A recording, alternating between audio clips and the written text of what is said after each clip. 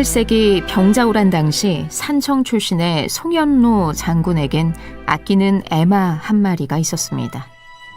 이 말의 이름은 바로 생이였는데요. 장군과 생이는 자나깨나 함께하면서 전쟁터를 누비고 다녔습니다. 그러던 어느 날 적의 공격을 미처 피하지 못한 장군은 애마를 홀로 남겨둔 채 그만 세상을 떠나고 말죠.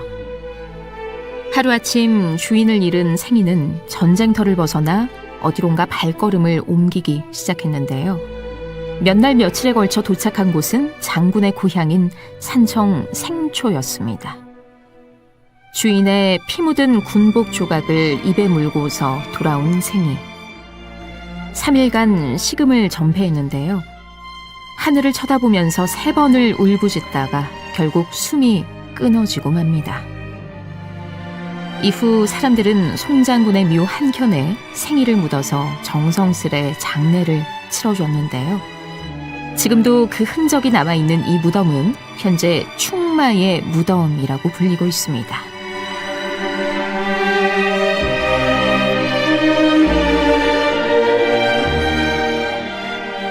오늘은 산청군의 전설 충마의 무덤에 대한 이야기로 시작해봤습니다. 산 좋고 물 맑기로 이름난 산청에는요, 가볼 만한 명소도 신비로운 전설도 많습니다. 그중에서도 사람들의 소원을 들어주는 바위와 가락국의 마지막 왕이 잠든 왕릉에는요, 오래된 이야기가 전해지고 있다는데요. 오늘 정주라 인터뷰에서는 양일동 산청군 문화관광 해설사를 통해 산청에 얽힌 전설에 대해서 흠뻑 빠져보는 시간 가져보겠습니다. 해설사님 어서 오세요. 반갑습니다. 안녕하세요. 환영합니다. 네.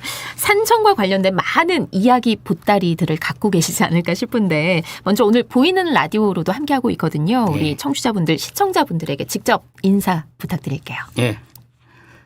안녕하십니까. 반갑습니다. 산청군 금서면 동의보감천에서 산청군의 문화관광 해설을 하고 있는 산청군 문화관광 해설사 양일동입니다. 네. 벌써부터 어떤 이야기를 들려주실지 기대가 되는데 현재 그 산청의 유적을 소개를 하시면서 장소에 맞는 이야기를 또 구성을 해서 들려주고 계십니다. 먼저 산청은 어떤 고장인지 자랑 좀 해주시겠어요? 네. 옛말에 그랬습니다. 네. 간산, 간수, 간인, 간시 이랬습니다. 산을 보고 물을 보고 사람을 보고 세상을 본다 했거든요. 그래서 산청은 먼저 삼청의 고장이라고 합니다. 산이 맑고 물이 맑고 사람까지 맑다고 해서 삼청의 고장이랍니다. 그래서 삼청. 네. 인구는 3만 4천밖에 안 되지만 산청군에서 관리하고 있는 문화재가 110점이 넘어 있고 네. 그중에는 국보가 4점이나 포함되어 있습니다.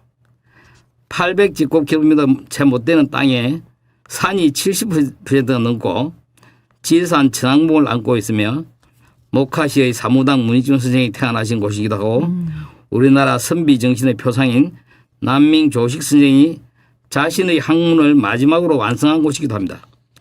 현대에 와서는 우리들 가까이 오셨던 부처로 알려진 성철 스님이 태어난 고장이기도 합니다. 맞아요. 네. 이름처럼 산이 맑은 고장이 바로 산청인데 산청하면 또 지리산 천왕봉이 우뚝 자리 잡고 있는 곳이기도 하잖아요. 네. 그만큼 좋은 기운을 받을 수 있는 명소들이 많다면서요. 예. 이렇게 세 가지가 맑은 삼청의 고장 산청에 지리산 천왕봉이 우뚝 자리에 있다는 것은 다 아실 겁니다. 지리산 천왕봉은 아시겠지만 백두대간의 마지막이 되는 곳인데 네. 한반도에 흐르는 기가 마지막으로 맺힌 곳이기도 합니다. 지리산 천왕봉에 맺혀 있는 그 새로우니까 경맥의 기운이 동의보감촌의 주산인 왕산에 와서 마지막으로 연결되어 있는 것이 바로 동의보감촌의 석경, 기감석, 복석경으로 되어 있어 이것을 이름하여 삼기석 3종 세트라고 합니다. 3기석 3종 세트. 보이는 라디오 함께 하시면 사진까지 보실 수 있습니다. 사진이 쭉 나오고 있는데 새해가 다가오거나 중요한 일을 앞두고 있을 때 소원빌로 많이 가는 장소이기도 하잖아요. 그런데 어떤 계기로 해서 이 3기석 3종 세트가 신성한 기운을 이렇게 발산을 하는 명당이 됐을까요? 요 기바의 3종 세트는 기에 대한 이해가 좀 필요하긴 합니다만 동의보감촌이 자리한 이곳 주산이 왕산이라고 합니다. 왕산은 임금왕자를 쓰고 있습니다. 왕산에서 흘러내린 기는 바로 기운으로 말하죠. 동의보감촌 안에 깔려 있는데 그 중에서 혈자리 그러니까 경맥과 낙맥이 마주치는 자리 세 곳을 찾아서 마치 우리가 몸이 아프면 혈자리에 침을 놓고 뜸을 뜨듯이 혈자리에다가 바위를 갖다 놓았습니다. 그 바위를 기바위를 합니다. 기바위는 그러니까 바위가 중요한 것이 아니라 터의 개념입니다. 그 자리가 혈자리가 아니면 절대로 기바위에서 기가 나오지를 않습니다. 이건 세계 최고의 한의학서인 동의보감의 핵심 사상과 직결되는데 허준 선생이 1610년에 쓴 유네스코 기록유산인 세계 최고의 한의학서 동의보감을 꿰뚫고 있는 핵심 사상을 하나만 꼽으라면 무병장수입니다. 네.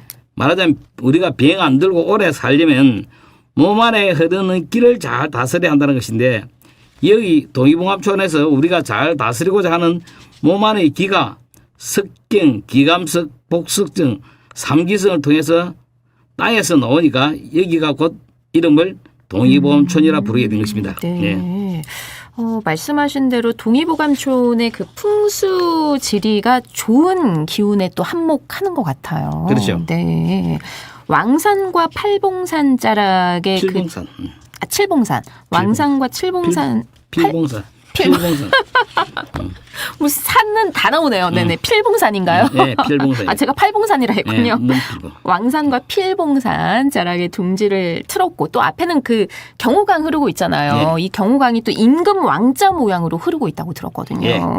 실제로 그 여기서 소원을 빌고 나서 효과를 보신 분들이 많이 있습니까? 어떤가요? 그 해마다 있는 것을 갖다가 전부 일일이 기록할 수 없어가지고 2008년에 기감석, 석경, 복석정을 갖다 놓고 2009년에 거기에 다녀간 사람들이 기를 받고 일어난 이야기들을 거기에 기감석 앞에다 딱 써붙여 놨습니다. 아, 그래요? 그래서 실제로 이것은 기라는 것은 자기가 처음 해보지 않으면 알 수가 없습니다. 백문이 불여일견입니다. 그렇게 말씀하시니까 더 믿음이 가네요. 그렇죠. 네. 예전에 저도 그 몇 번 가서 만져보고는 왔거든요. 가서 조만간 또 가야겠다라는 생각도 들고 기도도 드리고 소원을 좀 빌어야겠다. 풍수 지르설에 따르면 기가 나오는 헬자리 앞을 명당이라 그러죠. 네. 그러니까 우리들이 선조는 헬자리에다가 묘를 쓰거나 집을 지어놓고 그 앞을 명당이라 불렀습니다. 명당이 열리고 나면 그 뒤에는 주산이 있고 앞으로는 안산이 보이고 멀리 강물이 왼쪽에서 오른쪽으로 휘감아 돌고 그다음에 오른쪽은 우백호 왼쪽에는 자청룡이 생깁니다. 직접 눈으로 봐야 알 수가 있지 말로만 맞아요. 들어서는 쉽게 이해가 안 될 수도 있습니다. 알겠습니다. 네. 직접 가겠습니다. 예, 네. 예. 그리고 그 동의보감촌에서 생초 IC 방향으로 그 방향을 조금 지나면 고갯길 또 내려오게 되면 왕릉 하나 있잖아요. 네. 이 무덤은 금관과야의 전설이 내려오는 곳이라고 들었어요. 전설 이야기 좀 해주세요. 구행왕릉이라고 네. 하는데 그 구행왕릉은 구행왕이 묻힌 곳이죠. 구행왕은 가야 그러니까 김수로왕이 서기 48년에 세운 금강가야의 10번째 왕입니다. 그런데 구행왕이 왜 여기에 묻혀 계시는가 하면 서기 532년 신라 법화왕 18년에 그때도 신라가 자꾸 가야를 침략해 들어옵니다. 그러니까 구행왕이 이에서는 내가 더 이상 가야의 백성들만 있겠구나 싶어가지고 아우인 김구혜에게 왕위를 물려주고 그렇게 왕권을 양위하고 그래서 양왕이라고 합니다. 10월을 네. 이곳 방장산 날에 왕산으로 들어오시는 것이 가락국기에 기록되어 있죠. 그게 왕위를 물려주었다고 해서 10월을 양왕이라 하고 이곳은 김수로왕 때부터 영험한 곳이라 해가지고 김수로왕께서 수정궁을 지어놓고 금강가야의 왕들이 대대로 수시로 별장처럼 드나들던 곳이죠. 예, 그렇습니다. 구영왕이 죽기 전에 특별한 유언을 남겼다면서요. 그러니까 구영왕은 돌아가실 때 네. 유언을 하기로 어차피 나는 금강가야의 사직을 보존치 내가 이래 죽으니까 돌로 묻어달라 해서 돌로 합니다. 묻어달라. 그래서 네. 현재 지금 돌무덤으로 되어 있습니다. 그리고 이분은 아들을 셋을 두었는데 세 분의 아들 중에서 무덕이라는 분이 있습니다. 무덕의 아들이 김서현 장군이고 김서현 장군의 아들이 김유신 장군의 정조부가 되는 것입니다. 구영왕은. 예, 그렇습니다. 네. 구영왕은 이후에 왕산자락에서 남은 여생을 보냈다고 전해지고 있습니다. 그런데 왕릉 위에는 뭐 이끼라든지 칡덩굴도 침범하지 않고 낙엽도 떨어지지 않는다 이런 말도 있더라고요. 그렇죠. 그 구영왕은 532년에 왕권을 물려주고 그 방장상 날에 왕산 밑에 들어와 가지고 살다가 536년에 돌아가십니다. 그래서 왕위를 넘긴 왕이다 해서 양왕이라는 시호를 받고 네. 가락국 양왕이라는 묘비가 지금 보면 그 앞에 가면 세워져 있습니다. 그런데 양왕이란 말이 곧 양위를 했다는 말입니다. 왕권을 넘겨주었다는 뜻이었다는 게 있죠. 예. 그리고 구영 왕릉에서 내려오면 계곡길이 하나 있어요. 예. 길 어귀에 있는 사대비에서 김유신 장군의 기록을 또 찾아볼 수 있다고요. 그죠. 그 사대비는 그냥 김유신 장군이 자기 정조부 묘소에 와가지고 7년 동안을 신흥살이 한 기록이 있습니다. 네. 그래서 신흥살을 하면서 그래 능을 지키면서 거기서 활을 연습을 했죠.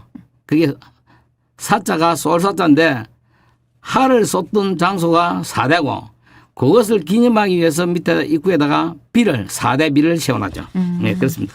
우리 이경훈님께서 산청 많이 가봤는데 처음 듣는 내용이 많다고 꼭 가봐야겠다고 글을 남겨주셨어요. 아, 오늘 양일동 해설사님의 이야기 들어보니까 산청은 정말 영험한 기운과 함께 오래된 역사를 간직한 아주 유서 깊은 곳이구나라는 생각이 듭니다. 우리 아프로치님께서는 이 시대에 참 해설자 오셨다고 네, 이렇게 인사를 또 남겨주셨는데 마지막으로 벌써 시간이 이렇게 됐어요. 우리 해설사님의 앞으로의 뭐 목표라든지 계획은 어떻게 되십니까? 산청의 기바이 세계로 말하면 석경, 기감석, 복석정 이 3기석의 기운은 세계에서도 가장 어뜸가는 곳이 동의보감촌입니다. 네. 기가 눈에 보이도 않고 느끼지도 못한다고 해서 없다고 생각하면 자기가 손해입니다. 기는 엄연히 있는데 미세한 파장이거나 파동이기에 우리가 보통 사람의 눈으로는 보지를 못하고 보통 사람의 몸 감각으로는 느끼지 못할 뿐입니다.